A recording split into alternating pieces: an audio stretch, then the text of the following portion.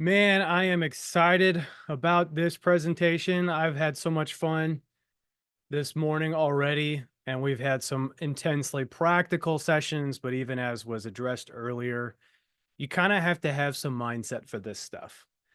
Business ownership, business leadership it's fun, but it has some moments, doesn't it? Right? Where you look at what you're doing and it can be tough. And so I got to know our next speaker just a little bit. Um, just briefly, I don't know, several years ago, I saw him speak at a summer camp.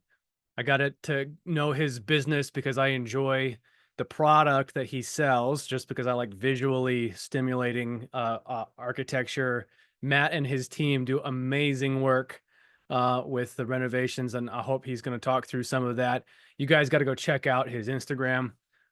They do not only here's the thing, not only do they do a good job of the product that they're selling, but they actually take really great photography of it as well, which is important to selling a good product when that's what you're selling.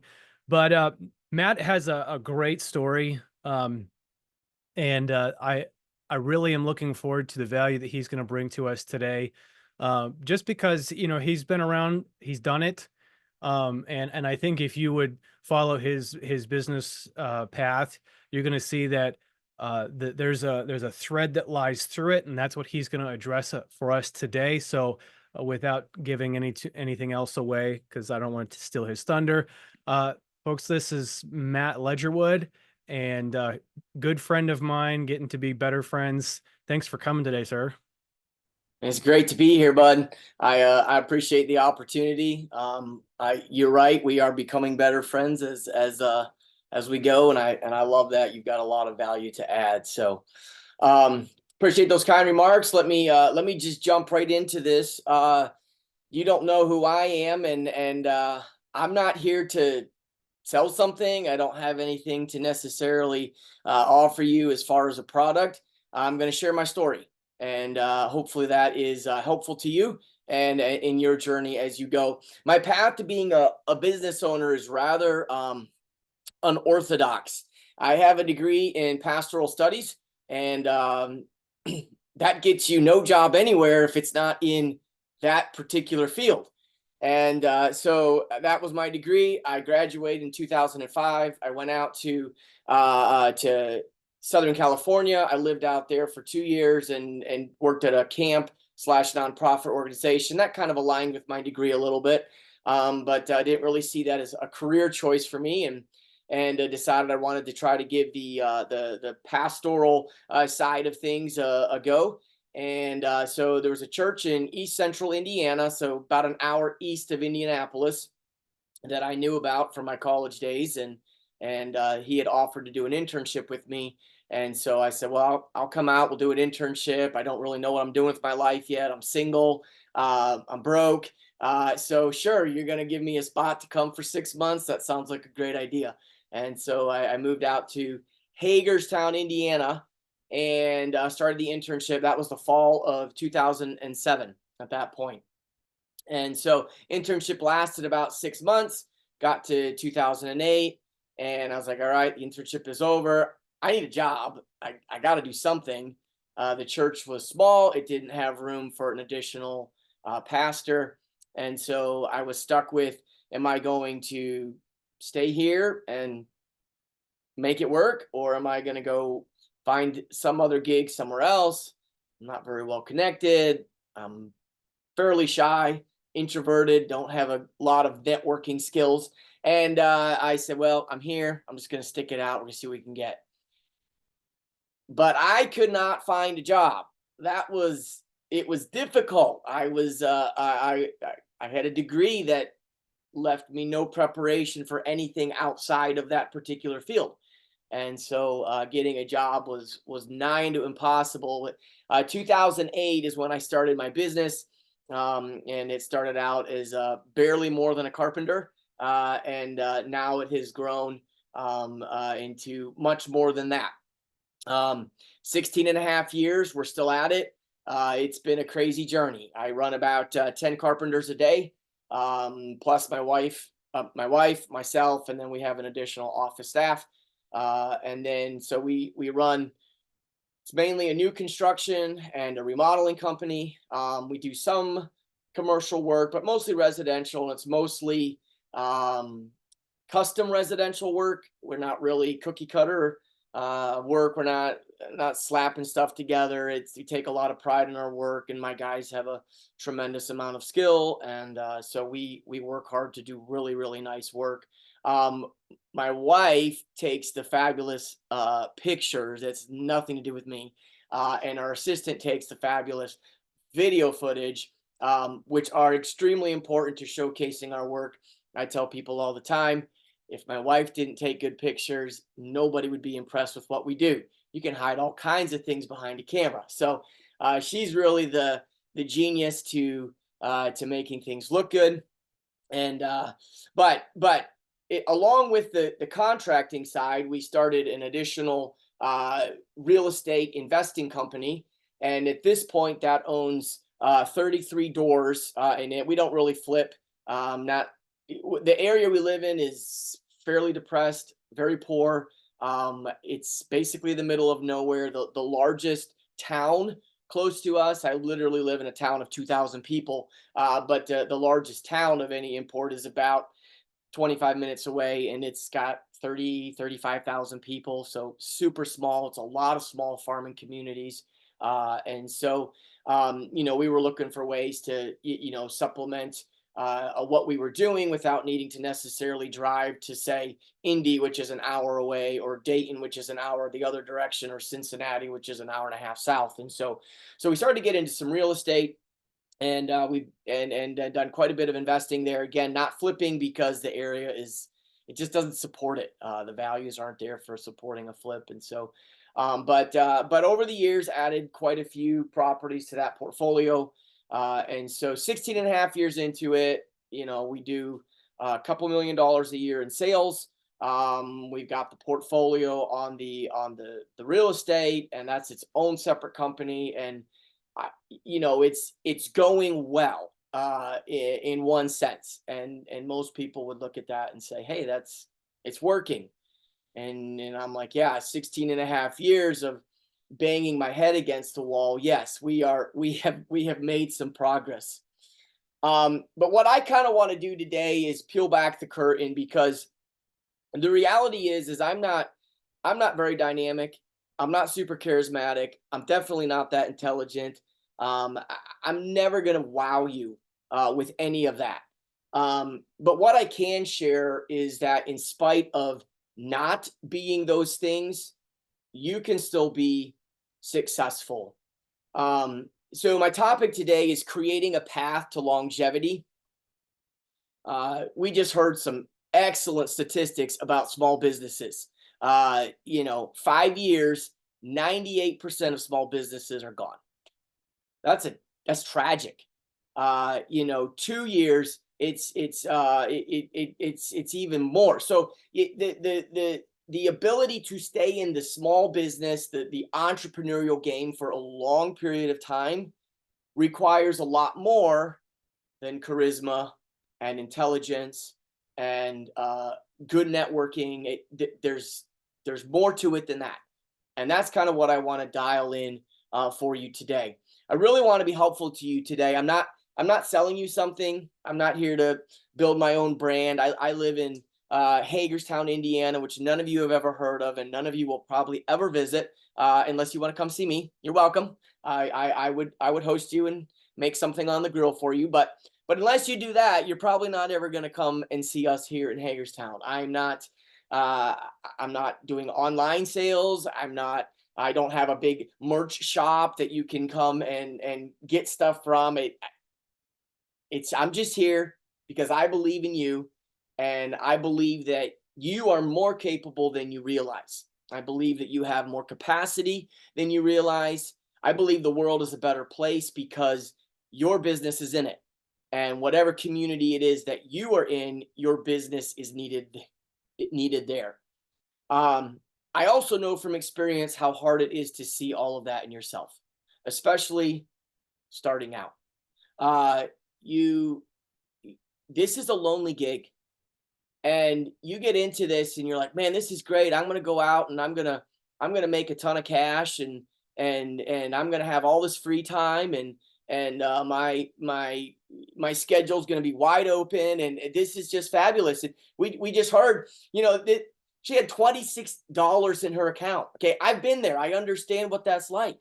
And she's sitting in that conference feeling, shoot, I'm the only one here who doesn't know what I need to know. And what I want you to understand is that everybody feels that way all the time. It's a lonely gig. There are plenty of times when I thought the same thing. I'm the only guy who hasn't figured it out. That everybody around me is just significantly smarter than I am. That maybe I don't have what it takes to pull this off. It took me many years, and I finally realized, that's not the case at all. That the people that I thought that had it all together, they were just as insecure as I was. They were struggling just as much as I was. They argued in their head about their decisions, whether they were right or wrong. And when I realized that, I was like, okay, now I can actually do it. I realized that I'm not the only guy out there. So much of this gig is about perspective. You might look at me and say, hey, he's done this for 16 and a half years. He's got multiple employees. He's got several business streams of income. That just sounds to me like it's set. And I'm going to tell you that there isn't a week that goes by where I'm not like, is this the week where I go bankrupt? Is it this week where everything falls apart, where the employees quit, the employees leave, I get sued for something catastrophic? Is this the week? Fine, and I've had that fear since day one, 16 and a half years ago. But you might look at me and say, no, he's good. And I would say, no, I'm still figuring it out. And what I want to do is I want to share some stories and some lessons that I've learned over the last 16 and a half years to help you to continue to move forward in spite of yourself. Because your perspective of me is that I'm okay. My perspective of you is that you're okay and you're doing great. You just need to stick with it. And sometimes you just need someone on the other side to say, listen, I've been there. It's tough. But if you hang with it, if you don't quit, you'll be just fine.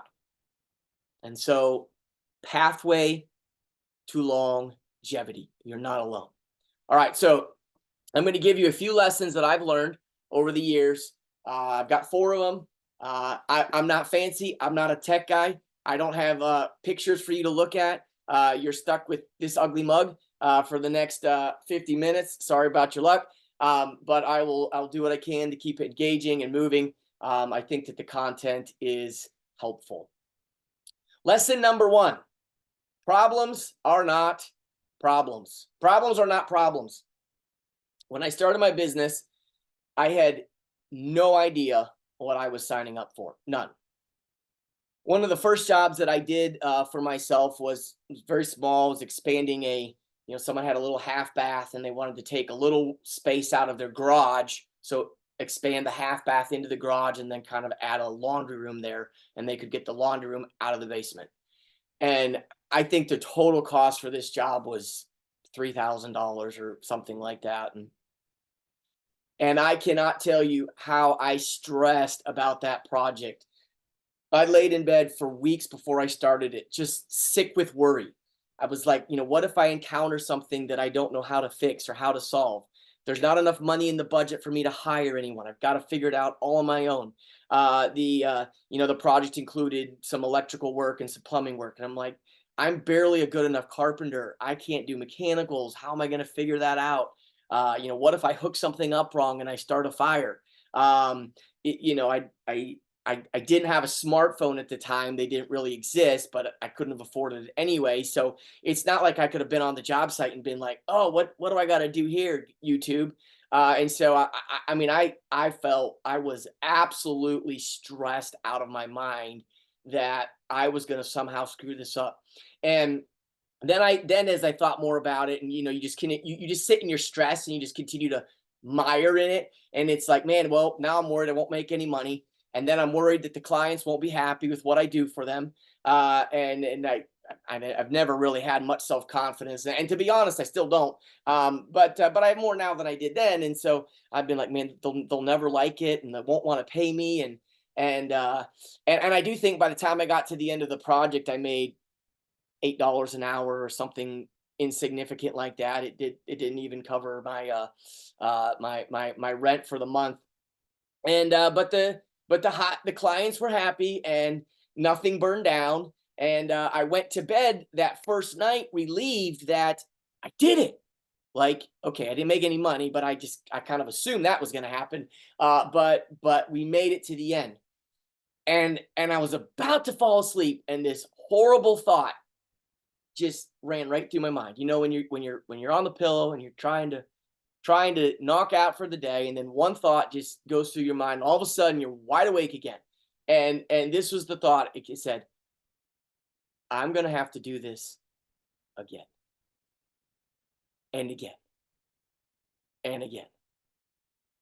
What the crap did I sign up for? And then another thought came to me. If I'm gonna survive this, I've got to become comfortable not being comfortable. Like, I have to learn to love the problems. I hated the problems. I wanted a life free from problems, or as many as could be naturally avoided. I had no great desire to run right into the head of a storm. I was probably 5 years deep into my business before I realized that my primary function was not a contractor, or it wasn't providing nice products. It wasn't being an awesome salesman. It wasn't being really good with the clients. It was solving problems. And at the end of the day, if I boil my business down, it's built around the fact that somebody has a problem, they need it solved, and they're willing to pay me to solve it. Most people could figure out how to run a business, but building a business, it is nothing but problems. I'm just shooting straight with you. It's effort, it's work. You have to hire, you have to fire, you have to manage, you've got supply chain, you've got employees, you've got liability, you've got product and product development, you've got taxes and legal stuff. And it's all problems that have to be solved. And then don't be surprised when your problems begin to have problems. And it's like, okay, well, I solved one problem, but I've created 3 more. And if you're kind of like me, which, I mean, I'm weird, I get that. But I think more people are like me than they understand. And that's that we stress about all the issues. We stress about the problems, and we stress about having problems upon problems upon problems upon problems. Problems are your currency. You will make money off of solving problems. Anything you do in life creates a problem. It creates a consequence. And if it is worth doing, then be okay with whatever set of problems come with that thing. If you realize I have no problems, it is probably because you're doing something that is not really worth doing.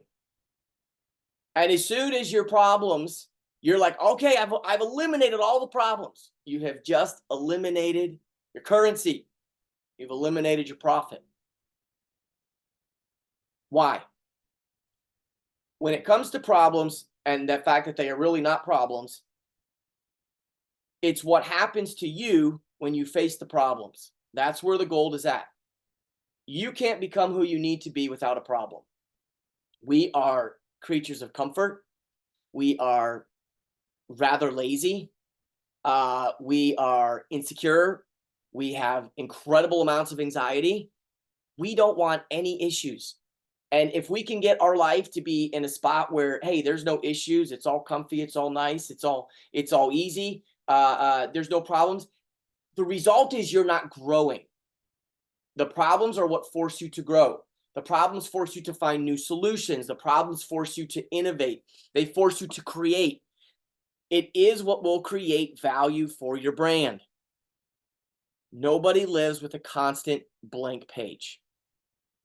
You have all sorts of limitations that surround your life, that surround who you are, and your life, your business is filled with issues that have to be solved. But to the person who learns to solve the problem goes the prize. If you can learn to solve the problem, you'll get the prize. Problems equal currency. Instead of getting upset at things that don't go according to plan, instead of getting frustrated that your systems break down, instead use those problems as an opportunity for you to improve. And when you improve and you solve the problem, somebody's going to pay for it. And if you're there, ready, they'll pay you. Over the years, the problems I have to solve have grown more and more complex, but I am better at solving them. I'm not as worried about whether or not I can extend the drain line out 2 feet for a mudroom. But there still are a lot of problems. 16 and a half years in, the problems are a lot bigger and a lot heavier and a lot weightier than they were 16 years ago. But I've learned that as I solve those problems, that creates tremendous value. I heard someone say once that, as a boss, it's nice to put your name on your shirt. It's nice to have some merch. It's nice to put a name on a vehicle, and call yourself the boss, the big head honcho. But at the end of the day, the real title that you need to own is CPO, the Chief Problem Solver. If you're the head dog, it is vital that you own that skill, that you become good at that skill. If you want your business to grow, you're going to have to solve a problem. The only real problem in your business is if there are no problems. If you've got no problems, you're not growing. It's just the reality of it. So change your relationship with problems. Don't stress about them. Don't become anxious over them. Don't try to remove yourself from the pressure cooker that the problems put you in. Own it. Figure it out. Develop your skill as a problem solver. As you solve problems, people will pay for them. Unfortunately, when it comes to small business, most people quit when they can no longer handle the problems. As we just heard, the average startup's going to last 5 years. And it's my opinion, but the reason that they fail is not because of demand. It's not because of lack of sales. It's not because the business plan was flawed. It's because people get tired of solving the problems. And if you just change your relationship with problems, instead of looking at problems as a problem, look at them as value. And as you solve those, you'll do just fine. On the pathway to longevity, remember, problems are not problems. Principle number 2, nobody is ever talented enough. When I started my business in 2008, the real estate world had just collapsed. I was am still living in the middle of nowhere, Indiana, and I was trying to figure out what to do with my life. As is often the case in small town America, it really doesn't matter what you know, it matters who you know. Naturally, I am rather shy. I'm introverted. I am not a good networker. Those are not easy skills for me. And so when it came to finding a job in small town America in 2008, it was dang impossible. There was no jobs to be had. And 2008 hit this area just as hard as anywhere else. There's not a lot in the way of industry here. There's not a lot of population. There's just it's pretty depressed. And so all kinds of businesses all over the place are shutting their doors. I tried, I begged, I pleaded for work. I couldn't even land an interview. People didn't know me. My resume was unimpressive. I was shy. I was awkward. Um, I didn't cut it. Flat bottom line, I just didn't cut it. And someone I knew was buying some rental properties at the time and fixing them and doing some repairs and renting them out, and said, listen, I'll pay you to work on these things, but I'm only going to pay you as a subcontractor. I'm willing to pay you $15 an hour, and I can probably keep you busy, most of the week. And so that was it. That was the beginning of my business. I had taxes and tools and fuel and vehicle to pay out of all of that. I was making pennies as a business startup. Most people start up a business because they think they're going to make money. I couldn't even spell money. I was just trying to survive. That was that. That was it. And so um, I remember when I was, I started to quote work, and people were like, "Okay, could you come do come do my job?" And I would go, like, I don't even know how to quote work. Like, I can barely do the work, but now I got to give you a price to do the work. And man, maybe I should just stay making $15 an hour, even though I can't pay my rent that way. My wife and I got married in 2009, and so she joined this chaos that I threw her into. She is wonderful. I would not be here without her. But she joined this chaos with me, and we're a young married couple. We are as poor as can be. We can't even afford internet. And so, I don't know if you've ever tried to run a business without, you could check your email twice a week when you go to the library and log on. Like that was the extent of my internet. And so, I was all over the place trying to figure out, how do I do the work? How do I price the work? I don't know what I'm doing. I can't afford to get on to have internet to even look things up, to figure it out. I was a mess, an absolute mess. My first projects, as expected, they were terrible. They took forever to complete, because I was so worried that what I was producing was subpar. Um, I had no idea how to charge for work, and so I always lost money.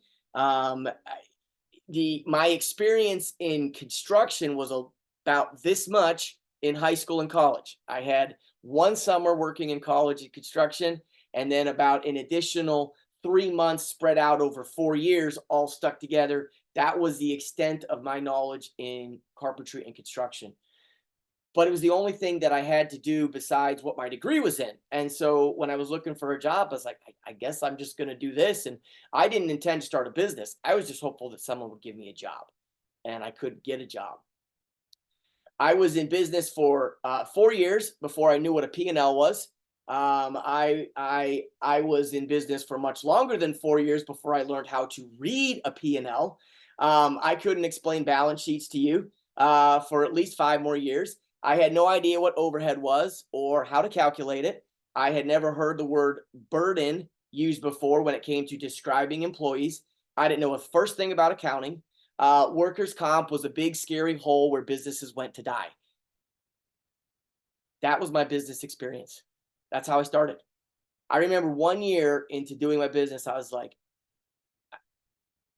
there's no reason I should be doing this. I am the least qualified person to do this. Why am I even here?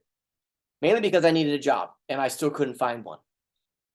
Yeah, I could not have been more unprepared or unimpressive or incapable. I was simply trying to pay my bills. I was simply trying to survive. Being in business for 17 years, and I told you this already, there's not a week where it goes by where I still don't feel, is this the week where it all catches up to me? I still feel inadequate to do what needs to be done today. And in some sense, you and I, we're always going to feel a little bit like a fraud, a little bit like a fake, a little bit like I'm just trying to figure it out. And it seems like everyone else has it already figured out. And there are a lot of people out there that are smarter than us, that are brighter than us, that are more talented, better looking, more qualified to do what we're doing. But that does not mean that you can't make it. That does not mean that you can't survive for many, many, many years running a profitable business. You may feel like you are a fraud because you are so aware of your own learning curve, but you're not. You're not a fraud because you show up. You work. You try. You figure it out. You're sitting here right now, paying money to improve yourself. You are absolutely not a fraud. You might need to grow into your role, but that does not make you a fraud. And what I want you to understand here is it's okay to not have all the skill. It's okay to not have it all figured out. It's okay to not have all the answers. Be patient with the process. Don't throw in the towel. Don't quit. Just learn. You're going to need some patience with yourself. You're going to get frustrated that you don't know the answers to big questions. You're going to need patience with the process because the process is kind of sucky. You're going to need patience with the people around you as they try and understand whatever it is that your vision is. I couldn't spell vision. I didn't have a vision. I simply wanted to not die. I was hoping to put food on the table so I could eat. That was it. That was the entire business plan. Like there was no grand scheme of, oh, in 17 years, I'll have this many guys and we'll be running this many crews and we'll do this much a year in sales. I didn't know any of that. But you can grow into your role if you have some patience. Guys, girls, there are no overnight success stories. Not one. The people that we think all of a sudden they blasted on the scene we've never heard about and it looks like they're killing it, I'm telling you, their story started a long time before we heard about it. That's how it is with every single person. So you don't need all the skills. You just need some patience to grow into the skill. Doesn't mean you're a fraud. It doesn't mean you're a fake. But you can't quit. Even though the problems are going to pile up faster than the checks. Even though you feel inadequate for what is on your plate. Even though you are facing the reality of your learning curve. I'm telling you guys, be patient and stick with it. Nobody is talented enough for all that has to be done to build or grow a business or an organization or a nonprofit. Nobody is. You're going to have to learn along the way. The worst thing you can do is quit too soon. Be patient with the process. You want a pathway to longevity?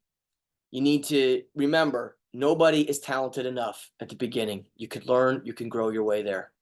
Principle number 3. You need to learn to build yourself first. When I started, I was so worried about all the problems that I spent all of my time, and I mean all of my time, trying to avoid the problems, to solve them, to put in place the perfect system that would allow the problems to never show up, to say all the right things to the clients, to say all the right things to the employees so that they could remember everything that I need them to do. You know, I would say that for the first 5 to 7, 5, 8 years, I spent all of my time worrying about doing the right thing. How do I say it the right way? How do I communicate it the right way? Did I mess up when I figured through this install? And we did have some moderate success. Okay. We were hiring a few people. You know, I was making a few bucks, not a lot of bucks, but I was making a few bucks. But I was too much in control. I was burned out. I was exhausted. I was considering that I have gone as far as I can possibly go. And I had this scary thought. It was like, I am not enough for what we need. And I've never really felt like I was enough. But the further I got into this growth into this building of the business, 5, 7, 8 years in, it's like it's compounded. And it's way more than just me. It's way more than just me and my wife at this point. I've got other people involved. I'm worried sick about how do I keep them paid? How do I provide for them? My liability is through the roof. I'm starting to pick up overhead. Maybe I have taken us as far as my natural self can go. If you hang with your business long enough, you are going to hit a wall. You're going to run smack into something where you are like, I have come to the end of my education. I have come to the full extent of my natural abilities. I am faced with the reality that I cannot go any further. Now, like I said, I am more aware of the things in my life that I can't do than the things that I can do. I'm always been a bad student. The reason I didn't move on to finding a new potentially pastoral position way back when I started the business was because it was probably going to necessitate that I went back to school. I suck at school. I am very dyslexic. I'm a little ADHD, and that doesn't work well in any classroom. I don't learn well that way. My personality is shy and introverted, and I love people. I enjoy people, but I never really felt like I always thought, why would people want anything to do with me? Why would they want to hear me? Why would they want to choose me to do their work? And the more I thought about it, the more frustrated I became because I was like, I'm just going to have to admit that I can't hack it. And all of these fears, this insecurity that I've just, stuffed down inside myself for years is now I'm afraid the lid is coming off. Like I'm going to have to take this lid off, and all of this stuff, like I can't do it, is actually going to be true. And then I had another thought at the same time. Lord does funny things and makes your brain think funny things. This thought just danced across my head. I have figured out how to problem solve for the business. Why can't I problem solve for who I am? Why can't I evolve? And I'm not talking about the skills that I need to build a business. I'm talking about, can Matty Ledgerwood, the person, evolve and grow and change? Why can't I figure out how to do that? And it was at that point that I officially jumped on the growth train. I started looking at every area of my life. How can I improve this? What can I do to make it better? I started with my health and my exercise. I started with how I ate, how I spent my time. What do I do for entertainment? What about my marriage? What about my parenting? Like everything in my life must improve. And as soon as I was willing to say, I can't do it, I'm not enough, man, there was such freedom. Because along with that came the realization, you're right, I'm not, but I can change who I am. I can grow to be a person that can be enough for the business. I realized that success is not about being born with the right DNA. It's not about having the right upbringing. It's not about whether you are a charismatic person or not. It's not whether you are funny. It's not whether you are engaging. It has nothing to do with being witty. It has very little to do with your personality. It's not lining up the perfect networking list and making sure that you meet all the right people. Success in your business always follows success in your personal life. You have to grow and change, and then your business can move. Notice the difference. It's night and day.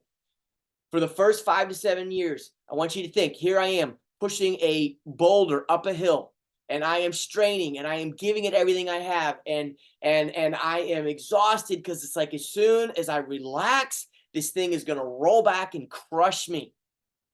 This is business, is what I thought. And then I realized if I were to just change, now the metaphor is that the business behind me follows my personal momentum. I'm no longer having to shove it. It's following me, and I'm growing, I'm changing, and the business is following right along behind me. So 5 years ago, I made pretty large change in the way I just decided to do business. I said, the way that I spend my time, I am going to spend a large majority of it on improving myself. Not improving my business, improving myself. And that took some time to get to. That took a huge rearrangement of structure in my company. I am not on the job. I'm every single hour of every day. I can't be. It required me to develop people to take over ownership in certain areas. But I determined that I had to change. I had to change who I was. And if I was going to be successful, I was going to have to invest in my personal growth. The primary vehicle for that for me has been that I have added one discipline every year to my life. It's the single best thing I've done for my business. It's the single best thing I've done for my marriage. It's the single best thing I've done for being a dad. I am also a part-time pastor at the same church I came to in 2008. It's the single best thing I have done for being a part-time pastor. If I can add a discipline, that discipline, it's small, it doesn't seem significant, but if I add it to another discipline and another discipline and another discipline, all of a sudden those disciplines begin to compound, and that creates momentum, and the momentum is what the business follows. And so year number one was working out. I needed to get control of my body. Year number two, it was working out and eating. It kind of combined those two things. Year number two, I'm spending a lot of time now working out. I'm a very busy guy. I've got no time. I'm like, where do I fit this in my day? I just took an hour and a half out of my day. I don't have enough time. I feel like I'm way behind. And I said, I need to develop the skill of waking up early. Oh, the worst. Nobody wants to be up at dark. But I was determined, and it took me an entire year to be able to do it. I would go for 2 or 3 days, and I'd wake up at. I started out just trying to wake up at 6. Okay, typically I was like 7 o'clock, roll out the door by 7:30. 30 minutes, I could throw the clothes on, I could throw some toothpaste in my teeth, and I'm gone. And so I started, inching my alarm clock earlier and earlier, and I was like, if I could start at 6. And then I moved it back to 5:45, and then 5:30, and then 5 o'clock. And now I usually get up sometime between 4 and 4:30 every day. But it took me a year to get to the point where I could do that. I would go for a day or two and do it, and then I would sleep in for 7 days straight. And I'd be like, oh, I got to get up and do it again. So keep at it. That's why I set the disciplines for a year. It gives me a long period of time to work and improve and grow myself. After the year of getting up early, I've already told you I'm dyslexic, so not a good student, not a good reader. And but I was determined that I had to, I needed to take the lid off my mind. And the best way to do that is to fill it with good content. And so I listen much better than I read. So I picked up an Audible app, and away I went. And the first year I was doing that, I ended up getting through about 20 books, which is about 20 more than I had done in the last 10 years of my life. And then I picked up, and along with that, I'm starting to get ideas for business ideas and how to do things and improvements I can make. And I'm like, oh, it's working. Like, the business is now benefiting from my personal growth. Last year, I wanted to take on a new discipline of just movement, lots of movement. I spend a lot of time in the office. I spend a lot of time behind the wheel, in my mobile office. And so I felt like I'm still working out 4 days. I work out 4 days every week. I did my workout this morning before I hopped on here. So check for Monday. But I was doing my 4-day work week, but then the other days is like I got hardly any movement. And I was like, okay, so I'm going to set a goal of 10,000 steps a day. And I realized quite early on that to get to 10,000 steps a day is not as difficult as it sounds, but you'll never get there on accident. It has to be intentional. And what was cool was, in order to make up, I was like, again, where am I going to get this time from? I'm like, well, I'm already getting up early and I'm utilizing that for work time. What if I just utilize that morning time? I can get some steps in. My brain is clear. I can think, I can process. And it's actually just kind of turned into, my own personal quiet time with the Lord. I understand not everyone has a faith base, but I do. It's part of who I am. I can't divorce myself from it. And so it became a really, really awesome time with the Lord, getting my steps in, and I am beginning to evolve and change as a person. It's the best thing I've ever done for my business. I started asking people around me, what are the things that I do that drive you nuts? And then I make a list of them and I begin to work on them.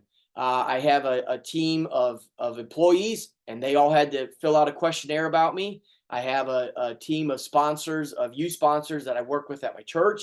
They had to fill out a questionnaire about me. Anyone I had direct relationship had to fill out this questionnaire. It was really geeky, but I was like, I want to know. I want to get better. I want to change as a person. You need to be a person built on some principles. You need to be a person built on some integrity. You need to be a person built on some discipline. And when you do that, that becomes the bones that you build your business on. And that's why I say, build yourself first. If you're willing to do that, man, your business will follow right behind you. The reason that people can't survive longer than 5 years in small business is they are exhausted, they're worn out, they are frazzled, they are sick of problems. You have to change.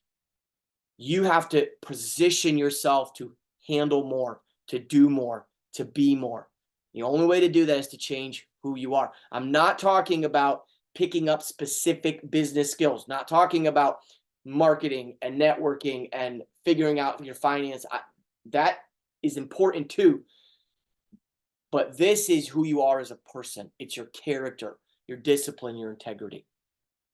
You want to last in a business, you want to make it, you want to have some longevity, you need to build yourself first. Last point, I don't want to run out of time here, so I want to get to it. Last point. People, not money, are the bottom line. I heard someone say once, business is about one thing and one thing only, the bottom line, and if you lose that, you're sunk. That doesn't sit well with me. I feel like if we are all just chasing dollars, we will sacrifice every guiding principle of our life. The only thing that drives that at the end of the day is greed.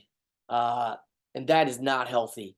Now, I'm not saying you shouldn't be shrewd, or that you don't pay close attention to your financials, or that you don't learn how to read a P&L and have a P&L and a balance sheet. You need to do those things. Otherwise, there's no business left. But if you think that your sole goal is to pad your pocket, then in my opinion, you're chasing the wrong things. Too many business owners get into this game because of their own personal profit. They want the beach house. They want their toes in the sand. They want someone else to do the work for them. I get it. There is that allure. There is that, can I hit that spot? I mean, why else would we work the crazy hours we work and take on the stress and the pressure we do? But I just want you to hear, money is a lousy way of keeping score.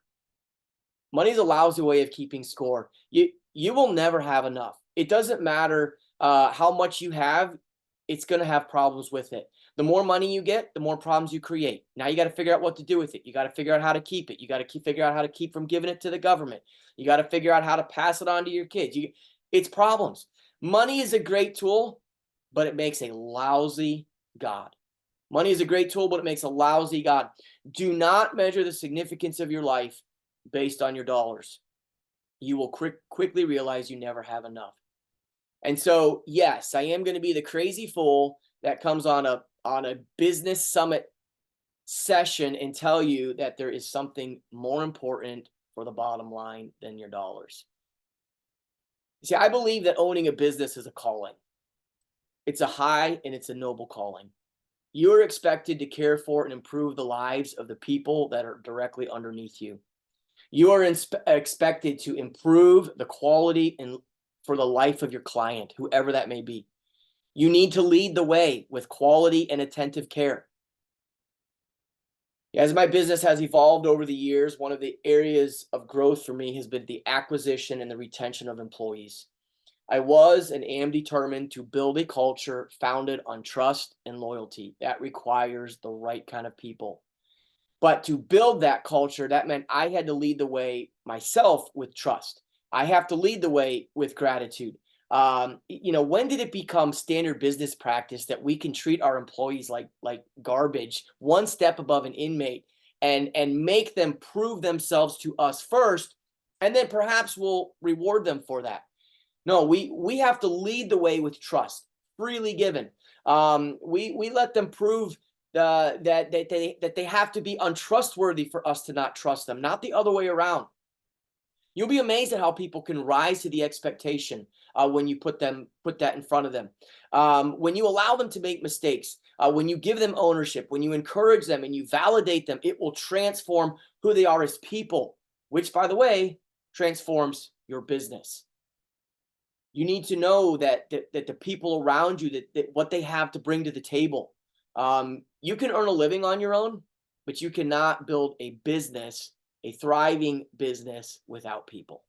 You just can't. You have to have people. What happened to creating a culture that people are encouraged to thrive in, where they are heard and they are listened to and they are understood, where we take time to care about their life and what's going on with them, where we create space for them to care about what is important to them, where they feel safe and valued, where they are well compensated, that they can pay their bills, that they don't have to live on $25 a week food budget like my wife and I did when we started, where they are challenged to be the best version of themselves, where their marriage, their finances, and their relationships are all better because they are part of you and your business. As we started hiring employees and trying to find who were the right people to add on, I learned quickly, first of all, I had no money, so I had to hire people who had no skill, because skill was very expensive.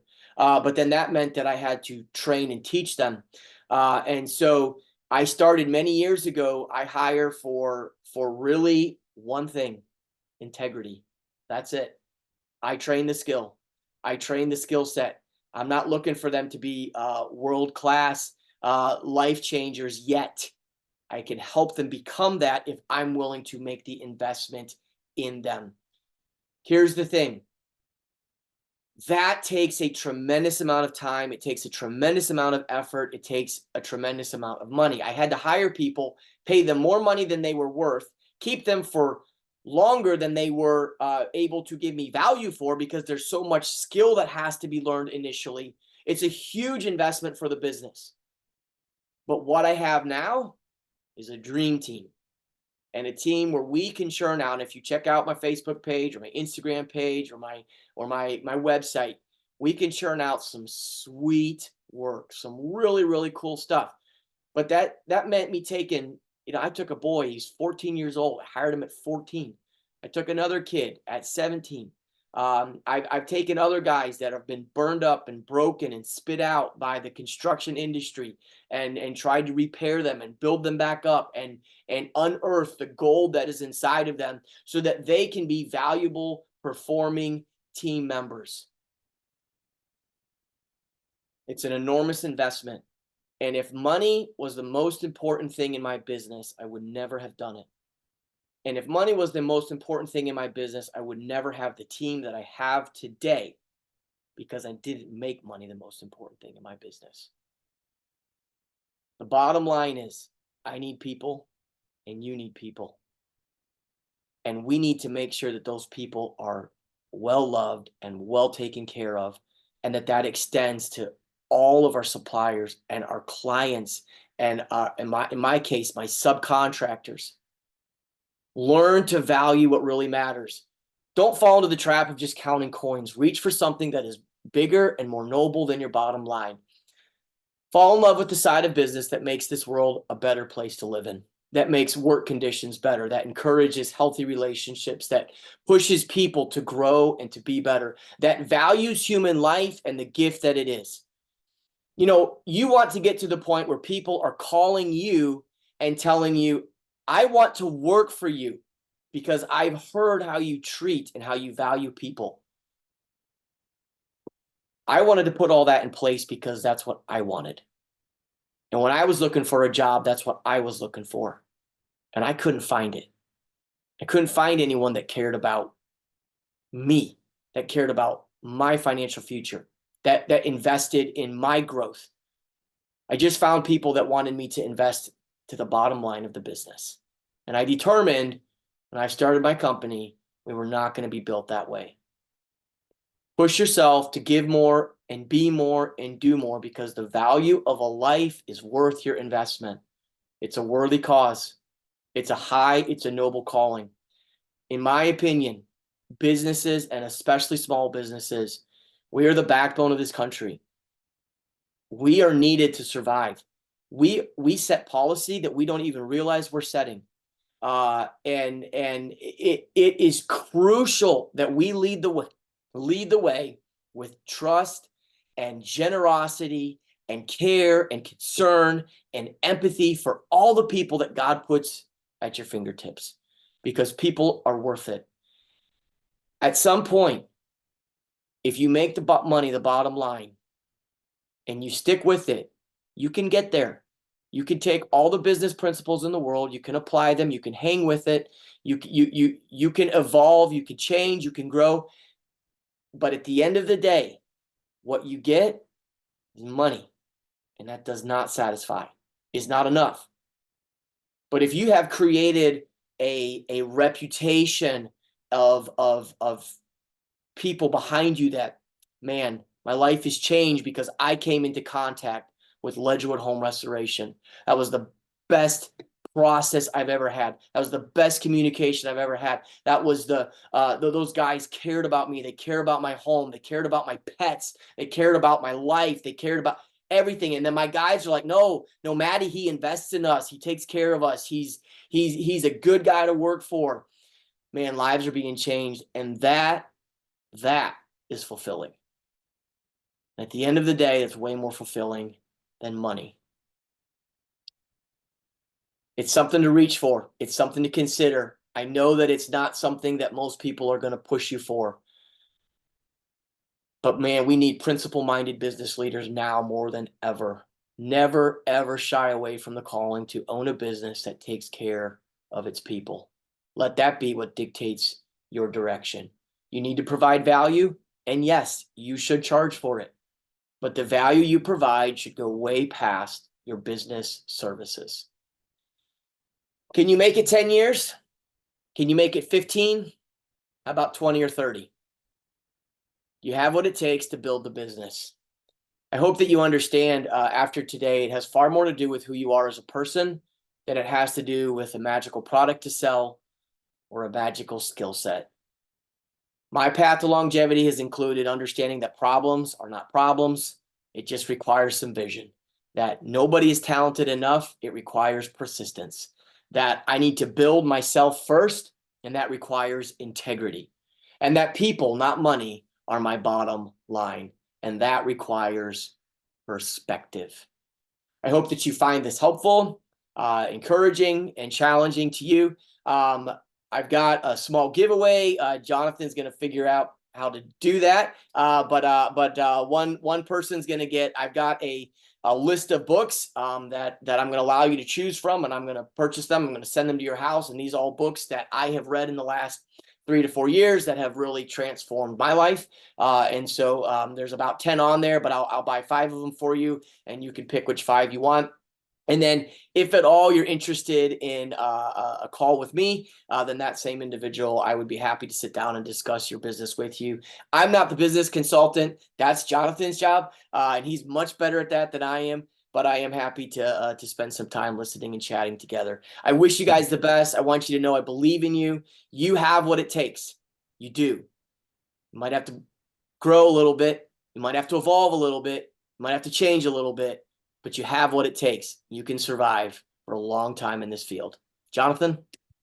Hey, let's give him a hand. Oh my word. I think I'm going to disagree with him. He's the one that should be coaching, not me. Um, it's been a pleasure, Matt. Thank you so much. Yeah. I think we sufficiently challenged and encouraged. I could not say enough how much I support the way that Matt just presented the philosophy. I think each of us have had times where we look at the reality of the situation that we're facing, and it's kind of a back against the wall moment, and a what are we going to do? And I'm very thankful to have some specific principles to take away from today. I know I was challenged. We are going to take a little break here. We're going to take a break, come back, and we got one more presentation today to be a little more tactical than Matt was, but maybe a good break to just write some things down and to calculate in your mind, where have you maybe sacrificed on maybe some values? Where are some things that you need to reinvest in your business before we come back? I'll have the details for the giveaway at the end tonight, or at the end of the next presentation, so you guys can stick around for that. Matt, again, thank you so much. That was awesome. Guys, let's go to a break and we'll be back in about 10 minutes.